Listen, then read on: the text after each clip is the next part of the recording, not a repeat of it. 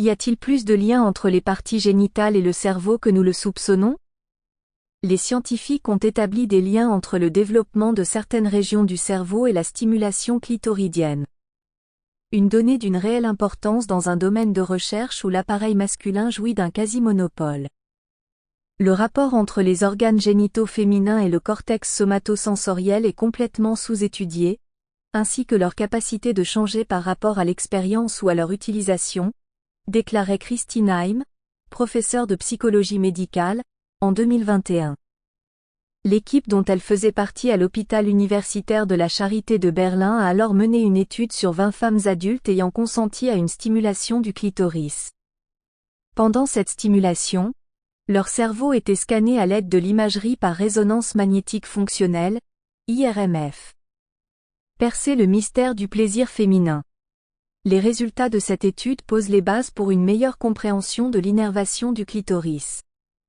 L'un des mystères du corps humain qui reste encore à percer. Le cortex somatosensoriel, la région du cerveau à laquelle sont transmises les informations que reçoit le corps par le biais de ses 5 sens, est au centre du processus.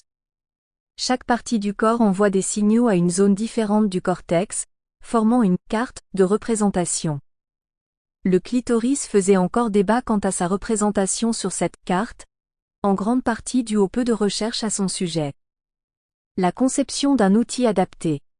Jusqu'alors, les techniques de stimulation étaient d'une précision limitée, compliquant ainsi la précision des données recueillies. Par exemple, lors de la stimulation manuelle auto-administrée ou du partenaire, d'autres parties du corps se trouvaient touchées en même temps. Pour les scientifiques allemands, un petit objet rond spécialement conçu pour la tâche a été appliqué au-dessus du sous-vêtement au niveau du clitoris. Les jets d'air ont fait vibrer légèrement la membrane de l'appareil. Une méthode inspirée des avancées sur les techniques d'étude du pénis.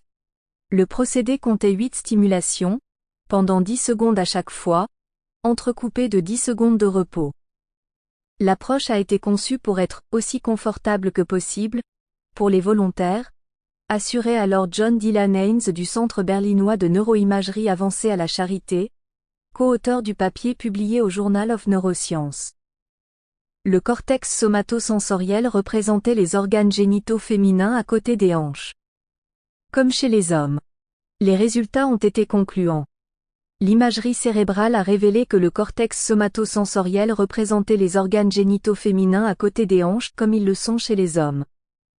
Il tranche le débat entre les partisans de l'hypothèse du dessous de pied et ceux de la hanche. Cependant, les données indiquent également que l'emplacement précis variait pour chaque femme testée. Plus les interactions sexuelles sont fréquentes, plus la région du cerveau est large. En plus de cette avancée, les chercheurs ont également cherché à savoir si cette zone avait des caractéristiques différentes en fonction de l'activité sexuelle. Après avoir interrogé les 20 participantes sur la fréquence de leurs rapports sexuels, l'équipe a établi une association entre la fréquence des rapports génitaux et l'épaisseur du champ génital cartographié. En somme, plus il y a de rapports sexuels, plus la région enregistrée est grande.